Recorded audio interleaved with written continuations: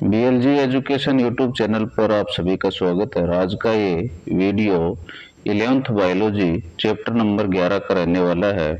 और आज के इस वीडियो का पहला क्वेश्चन आप देखिए स्क्रीन पर। किस वैज्ञानिक ने सिद्ध किया कि पौधों को अपनी वृद्धि के लिए सूर्य के प्रकाश की आवश्यकता होती है? तो इसका जो सही जवाब रहने वाला वो है जॉन इंगनहाउस ने।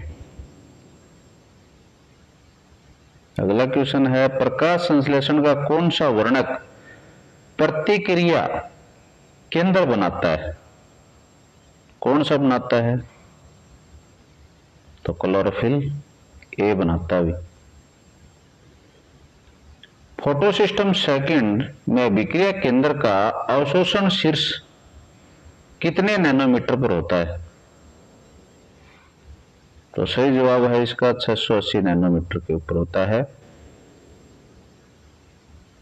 जल का प्रकाशिक अपघटन किस आयन की उपस्थिति में होता है? तो सही जवाब है मैग्नीज और क्लोरीन आयन। चक्रीय फोटोफॉस्फोरिलेशन में कौन सा उत्पाद बनता है, ये आपको बताना है। तो क्या बनेगा? तो केवल एटीपी। केल्विन चक्र शीतली चक्र जिसको अपन बोलते हैं का प्रथम स्थायी उत्पाद क्या है? तो सही जवाब रहेगा 3PGA मतलब 3-फॉस्फोग्लिसरिक एसिड। केल्विन चक्र के एक अणु ग्लूकोज के निर्माण के लिए कितने एटीपी और NADPH की आवश्यकता होती है? तो 18 एटीपी और 12 NADPH। क्रेंज एनाटोमी किन पौधों की विशेषता है? तो किन की है? C4 पौधों की। C4 पौधों में प्राथमिक CO2 ग्राही कौन सा है? तो कौन सा है? पेप फॉस्फोइनोल पायरुवेट। प्रकाश शोषण में कौन सा कोशिकांग भाग नहीं लेता? कौन सा नहीं लेता भाई? तो गोल्जी एपरेटस, गोल्जी काय भाग नहीं लेता। सीमाकारी कारकों का नियम किसने प्रतिपादित किया? ब्लैकमैन ने किया। रूबिस्को एंजाइम विश्व में सबसे प्रचुर मात्रा में पाए जाने वाला प्रोटीन है। इसकी क्या विशेषता है? तो इसकी क्या विशेषता है? ये कार्बोक्सिलेज और ऑक्सीजनेज दोनों गतिविधियां कर सकता है। ये विशेषता है भाई, बहुत इंपॉर्टेंट क्वेश्चन है।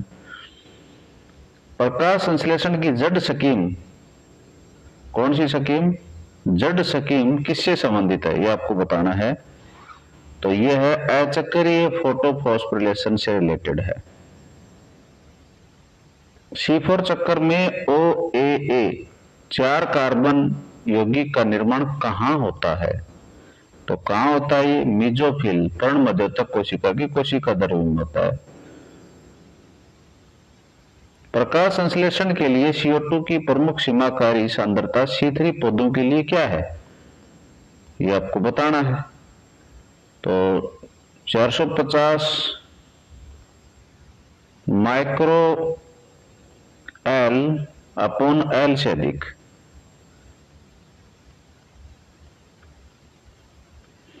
रसोप्राशनी परिकल्पना के अनुसार एटीपी निर्माण का क्या कारण है? तो प्रोटॉन प्रवणता का विकास।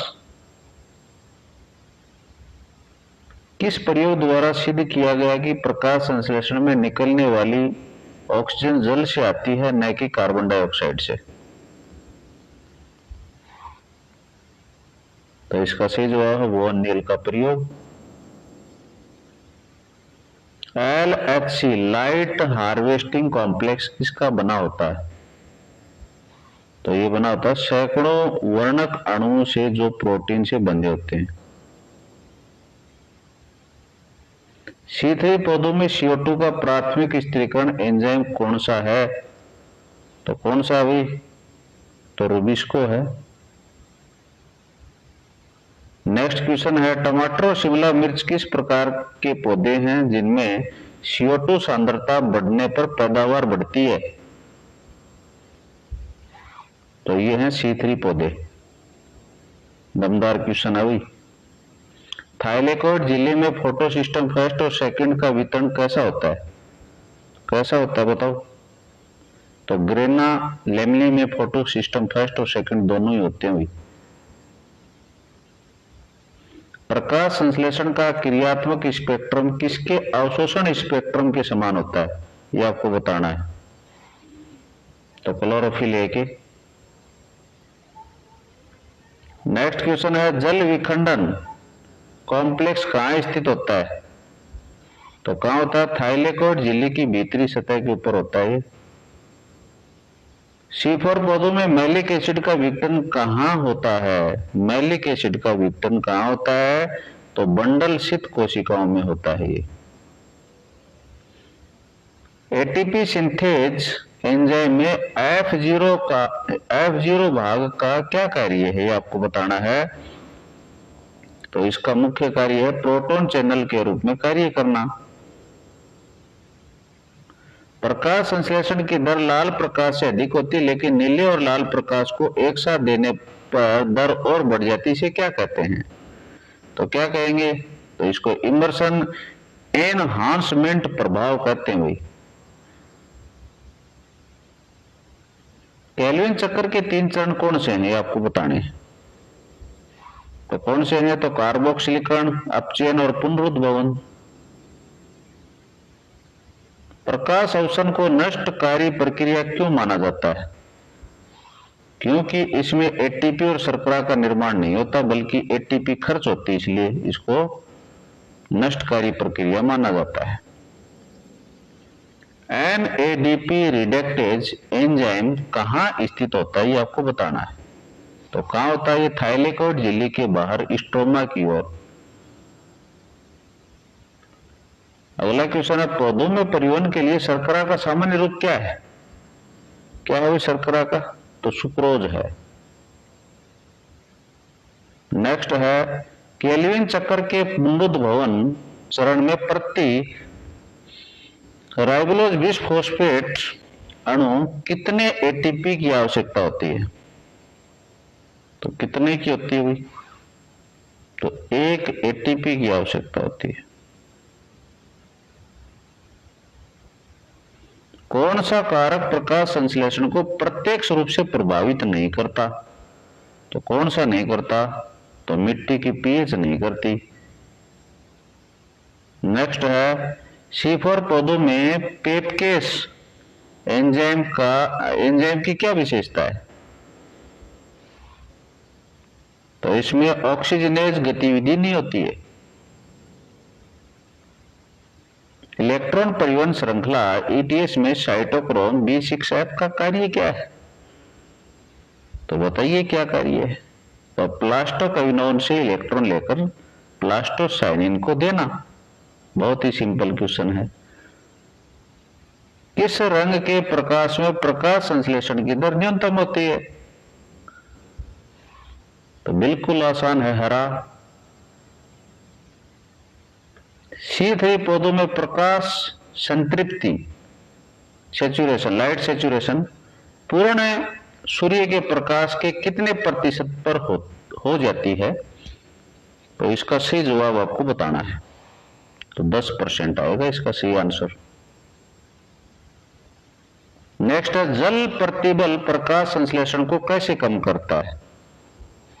तो रंध्रों को बंद करके, जिससे CO2 की उपलब्धता कम हो जाती है। अचक्रीय फोटो फॉस्फोरिलेशन में इलेक्ट्रॉनों का अंतिम ग्राही कौन है? तो कौन है? NADP+ है। नेक्स्ट है, किस पौधे समूह में रंध्र स्टोमेटा रात में खुलते हैं और दिन में बंद रहते हुए? तो किस में ऐसा होता है? तो केम के अंदर होता है। तो पुर्सिलेशन एसिड मेटाबॉलिज्म, केम की फुल फॉर्म है, ये भी आपको याद रखनी है। नागफनी जैसे प्लांट्स के अंदर ऐसा देखने को मिलता है। कौन सा प्रयोग यह सिद्ध करता है कि प्रकाश संश्लेषण के लिए CO2 आवश्यक है? तो ये प्रयोग हो जाए मोल का आधिपत्य का प्रयोग। नेक्स्ट क्वेश्चन है, क्लोरोफिल अणु के शीर्ष को क्या कहते हैं? क्या कहते हैं भाई? तो पोरफायरिन वलय कहते हैं, और फाइटोल पीछे होती है इसके, मैग्नीशियम के अंदर में होता है। C4 चक्र को अन्य किस नाम से जाना जाता है? तो हैचिसलेक चक्र के नाम से जाना जाता है इसको।